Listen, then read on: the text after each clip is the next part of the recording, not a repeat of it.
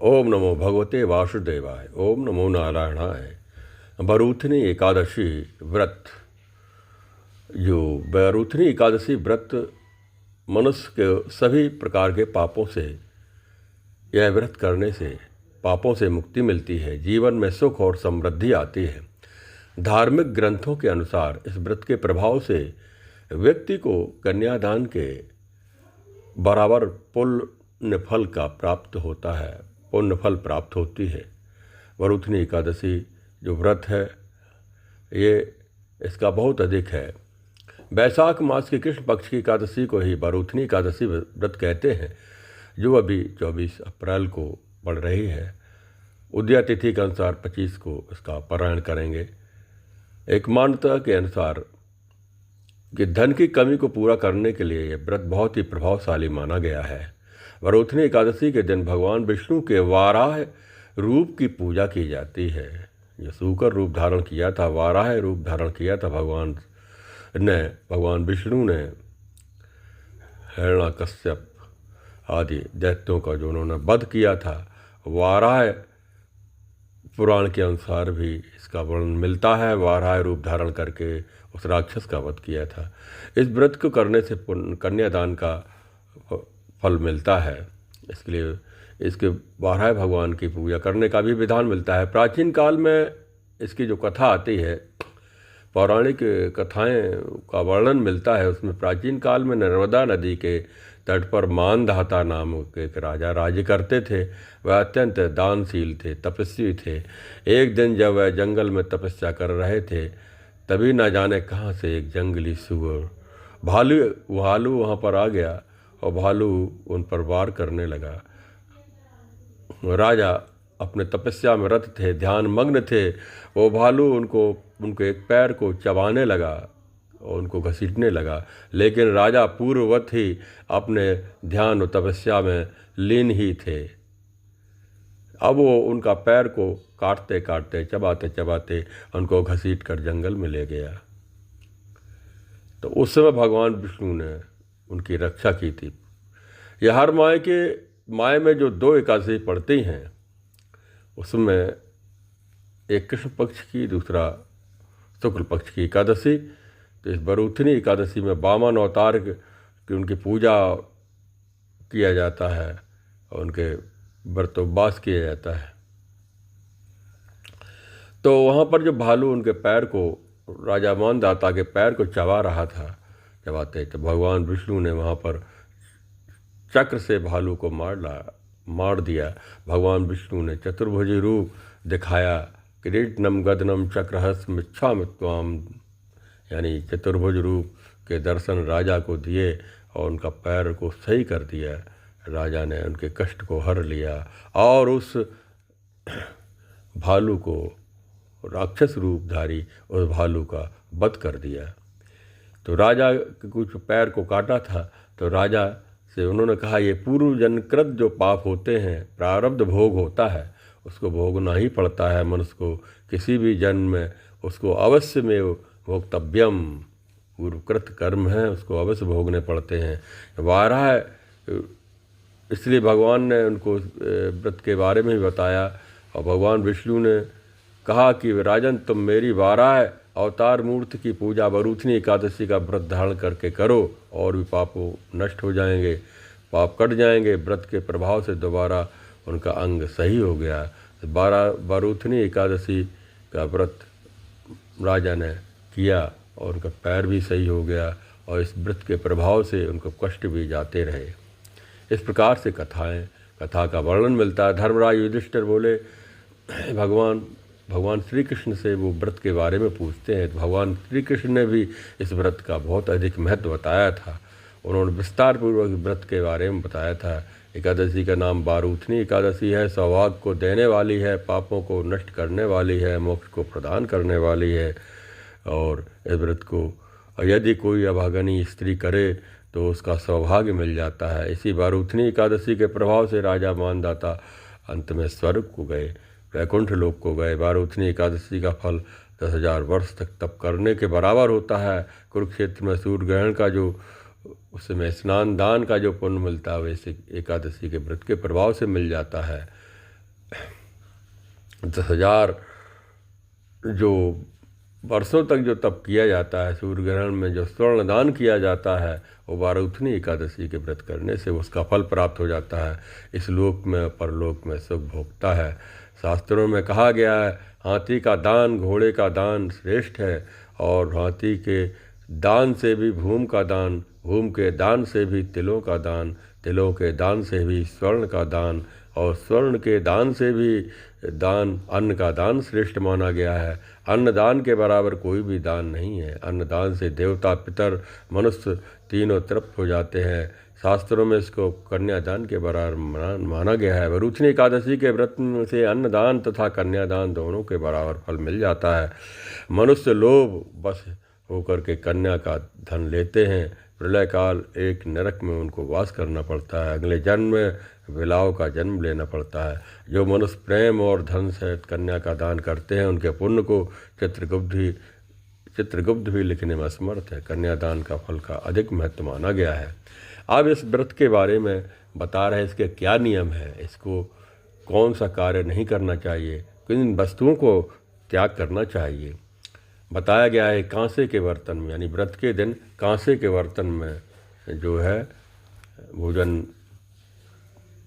कांसे के बर्तन भोजन करना, मांस खाना, मसूर दाल सेवन करना, चने का साग, कोदों का साग खाना, मधु शहद, दूसरे का अंत, दूसरी बार भोजन करना, स्त्री प्रसंग आदि जो व्रत में नहीं करना चाहिए। व्रत वाले दिन जुआ नहीं खेलना चाहिए। इस दिन खान पान दातुन करने के बाद दूसरे की निंदा नहीं करना चाहिए, चुगली नहीं करना चाहिए। पापी मनुष्यों के साथ बातचीत भी त्याग देनी चाहिए। क्रोध, मिथ्या भाषण नहीं करना चाहिए। व्रत में नमक, तेल अथवा अन्न वर्जित है। हे राजन, जो मनुष्य विधिवत एकादशी का व्रत करेगा वह स्वर्ग लोक को प्राप्त होगा। मनुष्यों के पापों को यह हर डालता है, नष्ट कर देता है। 1000 गोदान का फल प्राप्त होता है और गंगा स्नान के फल का भी भागी बन जाता है।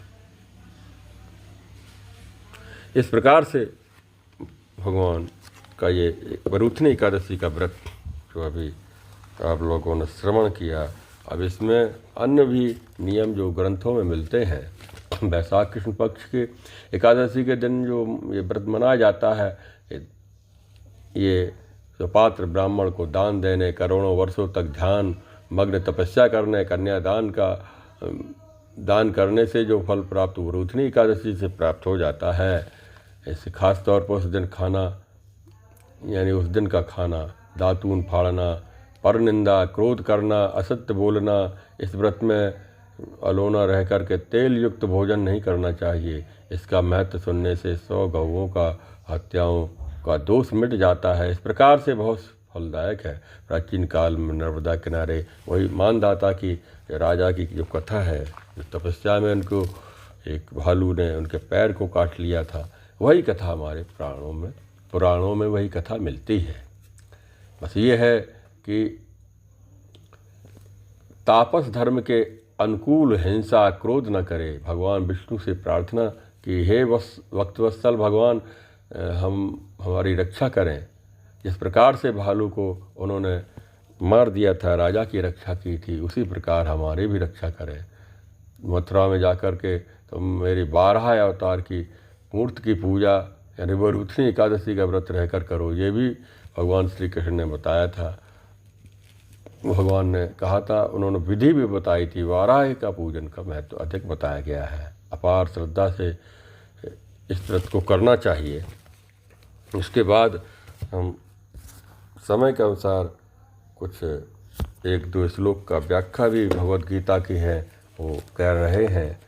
इसमें ये हे अर्जुन, जो मनुष्य पुरुष मन में इंद्रियों को वश में करके अनासक्त हुआ समस्त इंद्रियों द्वारा कर्मयोग का आचरण करता है, वही श्रेष्ठ है।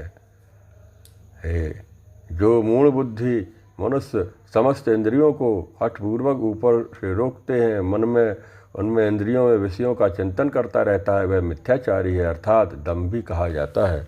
भगवान श्री कृष्ण ने गीता में कहा है कि दिखावा नहीं करना चाहिए। बाहरी रूप से हम दम में अपने इंद्रियों को रोकते हैं, लेकिन अंदरंग रूप में हमारे मन में विचार या बुराई चलती रहती हैं, यानी मानसिक रूप से भी हमें शुद्ध होना चाहिए। ये भगवान श्री कृष्ण ने कहा है, मनसा वाचा कर्मणा, अपने को शुद्ध रखना चाहिए, भगवान का श्रद्धा भक्ति से उनका भजन करना चाहिए। हे अर्जुन, मुझे इन तीनों लोकों में ना तो कुछ कर्तव्य है, ना कुछ करने के लिए है, और जो ना कुछ प्राप्त करने के लिए है, अतः मैं सबको देखने के लिए, भलाई के लिए, शिक्षा के लिए मैं कर्तव्य कर्म करता हूँ। उसी के अनुसार मनुष्य को कर्तव्य कर्म इस संसार में करते रहना चाहिए। तू निरंतर आसक्ति से रहित होकर के सदा कर्तव्य कर्म को भली भांति करता रहे, क्योंकि आसक्ति से रहित होकर के कर्म करता है मनुष्य परमात्मा को प्राप्त कर जाता है। आसक्ति, अटैचमेंट नहीं करना चाहिए, क्योंकि इस संसार में इसलिए बताया, भगवान श्री कृष्ण कहते हैं, यदि मैं कर्म न करूं तो सब मनुष्य नष्ट भ्रष्ट हो जाएंगे, मैं बड़ संकरता बढ़ जाएगी, मैं इसलिए इस समस्त प्रजा को नष्ट करने वाला बनूंगा, इसलिए मैं कर्तव्य कर्म करता हूँ। लोगों को शिक्षा देने के लिए ही कर्तव्य कर्म समाज में करता हूँ, दीन दुखियों की रक्षा करता हूँ। क्षत्रिय धर्म निभाना भी है, सच्चाई के लड़ना है, और सत्य पर चलना है, सत्य आचरण करने वालों की, दीनों की, उनकी रक्षा करना है। यही क्षत्रिय धर्म है, देश की रक्षा करना, जो अपने प्राणों को निछावर कर देता है, वही छात्र धर्म है। यानी कि इस संसार में भगवान श्री कृष्ण कहते हैं, मुझ अंतर्यामी परमात्मा में जो लगे हुए चित्त द्वारा संपूर्ण कर्मों को मुझ में अर्पण करके, आशा रहित होकर के, ममता रहित होकर के, संताप रहित होकर के तो युद्ध करो और कर्तव्य कर्म करो। सच्चाई पर चलने वाले मनुष्य कर्तव्य कर्म करता हुआ आगे बढ़ता है, वो मुझको ही प्राप्त होता है। हे अर्जुन कहते हैं कि हे कृष्ण, जो फिर यह मनुष्य स्वयं न चाहता हुआ भी बलात् लगाए हुए की भांति किससे प्रेरित होकर के पाप का आचरण कर रहा है। मनुष्य न चाहता हुआ भी जानता है कि ये बुरा कर्म है, लेकिन फिर भी वो करता है। तो भगवान श्री कृष्ण कहते हैं, बुद्धि से परे अर्थात सूक्ष्म, बलवान और अत्यंत श्रेष्ठ आत्मा को जानकर बुद्धि के द्वारा मन को वश में करके, हे महाबाहो, तुम इस काम रूप दुर्जय शत्रु को मार डालो।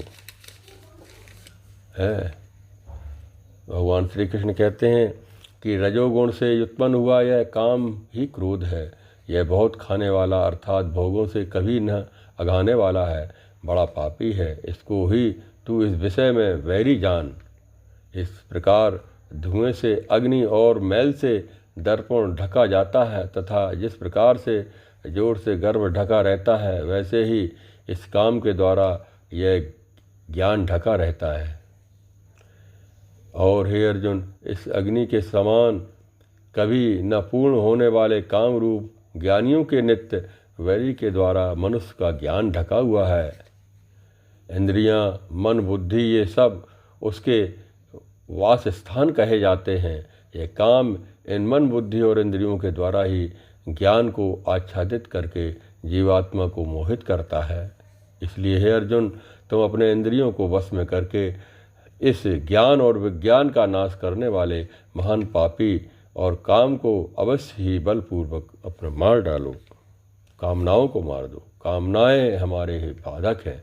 इंद्रियों को स्थूल शरीर से पर यानी श्रेष्ठ, बलवान और सूक्ष्म कहते हैं। इन इंद्रियों से परे मन है और मन से परे बुद्धि है, और जब बुद्धि से भी अत्यंत पर है वह आत्मा है।